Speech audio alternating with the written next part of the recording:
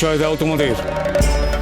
ওরে বাবা, বলছি গো বলছি, অত বকাঝকা করো না তো, সব গুলিয়ে যাবে যে। গুলিয়ে যাবে যে। তোমরা সবাই এত রেগে রেগে কথা বলো কেন গো? তোমরা কেউ হাসো না? বন্ধুরা, তোমরা আমার ধৈর্যের পরীক্ষা নিও না। পরিচয় দাও নিজেদের।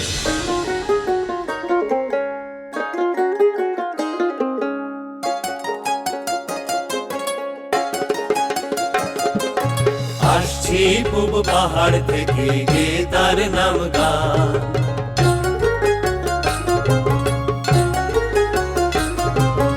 আসছি পূব পাহাড় থেকে, গে তার নাম গান। মোরা পিতারি সন্তান, মোরা পিতারি সন্তান, মোরা পিতারি সন্তান।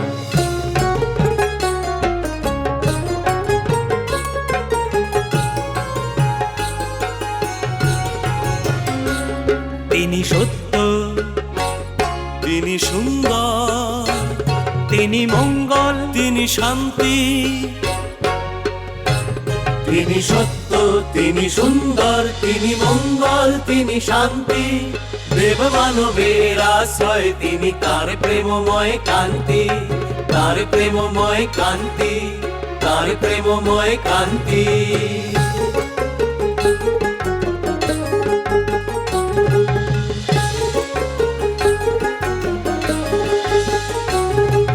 শত নামে শত রূপে বিরাজেন সংসারে, শত নামে শত রূপে বিরাজেন সংসারে। ভক্তি ভরে ডাকলেই তার পাবে গো দেখা অন্তরে, ভক্তি ভরে ডাকলেই তার পাবে গো দেখা অন্তরে, পাবে গো দেখা অন্তরে, পাবে গো দেখা অন্তরে।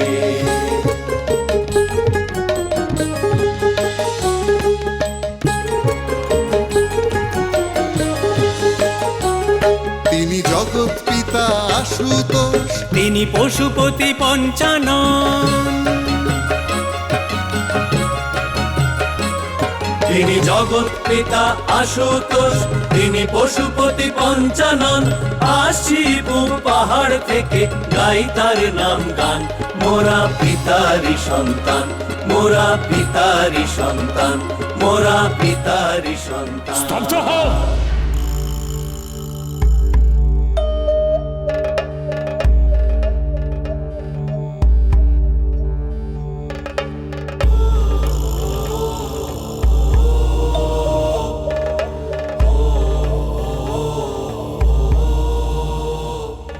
আমি তাহলে ঠিকই অনুমান করেছিলাম।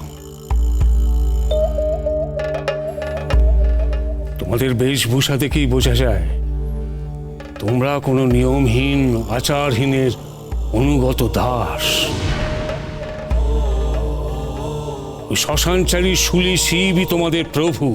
ঠিক ধরেছ রাজা, আমরা তারই সন্তান বটে। আর রাজা, যিনি সব দেবতার আদি দেবতা, তার নিয়মের কি প্রয়োজন? আর আচারেই বা কি কাজ? সেই তবে তোমাদের আমার রাজ্যে পাঠিয়েছে।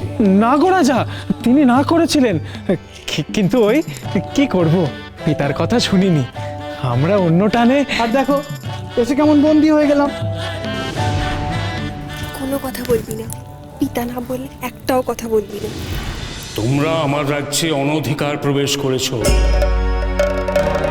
দেবী মহামায়ার মন্দির কলুষিত করেছ। ও কি বলছো গো রাজা? তার মন্দির কলুষিত করে এমন শক্তি কার আছে? তিনি তো সকলের কলুষণ আসেনি। তোমরা তার পূজা পণ্ড করেছ, এর শাস্তি তোমাদের পেতেই হবে। মাগো, ওরা তো পুজো পণ্ড করেনি। চুপ করো, একদম চুপ করো। ওই দেখো রাজা, পুজোর মন্দিরের ভেতরে তো আমরা প্রবেশ করিনি। মায়ের পুজোর ব্যাঘাত ছেলেরা কখনো করতে চায়? রাজা, তবু যদি আমাদের জন্য পুজোয় ব্যাঘাত ঘটে থাকে, তা আমাদের ভারী অন্যায় হয়ে গেছে। আর আমরা তো আমাদের মায়ের দর্শনের জন্য এসেছিলাম। ঠিক বলেছ নন্দী। রাজা, তোমার পুজোয় ব্যাঘাত ঘটে থাকলে আমাদের শাস্তি দাও। মার্জনা করবেন পিতা। আমার কিছু নিবেদন আছে।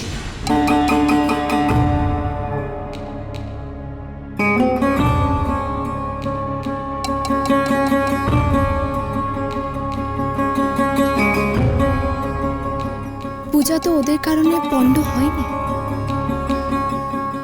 দেবী মহামায়ের মন্দিরে পুষ্পাঞ্জলি তো আমরা নির্বিঘ্নেই করেছি। আমরা তখন মন্দির থেকে বেরিয়ে এসেছিলাম পিতা। সতী, বিচার করা আমার কাজ।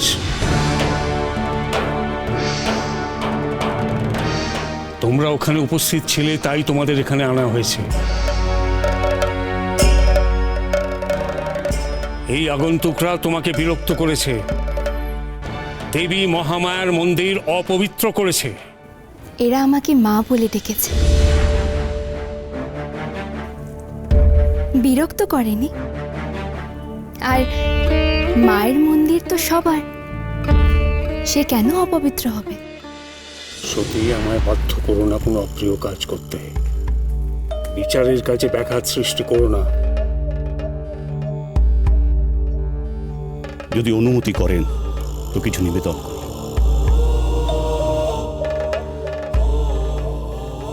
বন্দিরা, একটি শর্ত আছে, সেটা তোমরা পালন করলে মহারাজ তোমাদের ক্ষমা করবেন। ক্ষমা তো আমরা মায়ের কাছে পেয়ে গেছি। বেশ ঋষি, তুমি বলো তোমার কি শর্ত?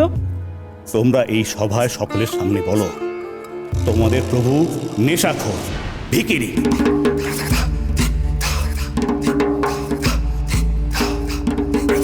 তোমরা বলো সে ভ্রষ্ট, পূজার অযোগ্য। বলো প্রজাপতি দক্ষকে তোমরা ত্রিভুবনের প্রভু হিসেবে মেনে নিচ্ছ।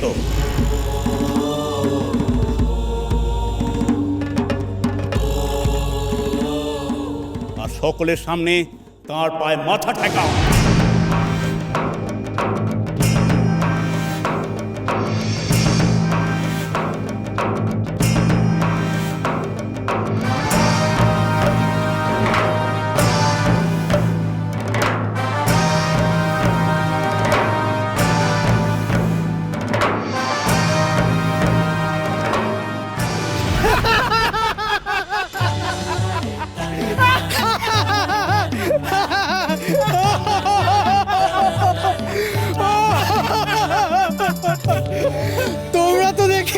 তোমরা তো দেখি একেবারেই মূর্খ।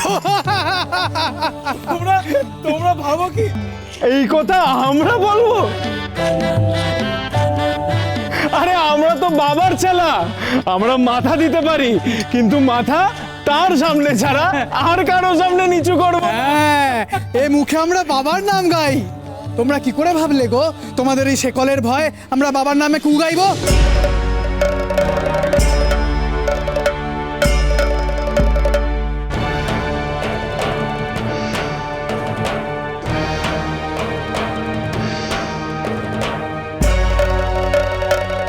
তবে তোমাদের ক্ষমা করা গেল না। সেনাপতি, আমি এদের মৃত্যুদণ্ডে দণ্ডিত করলাম।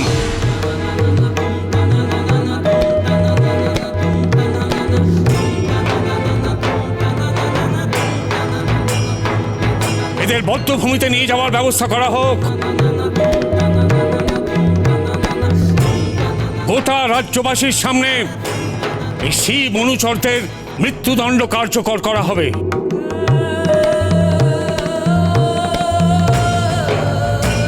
প্রজারা দেখুক দেখুক শিব পূজকদের কি পরিণতি।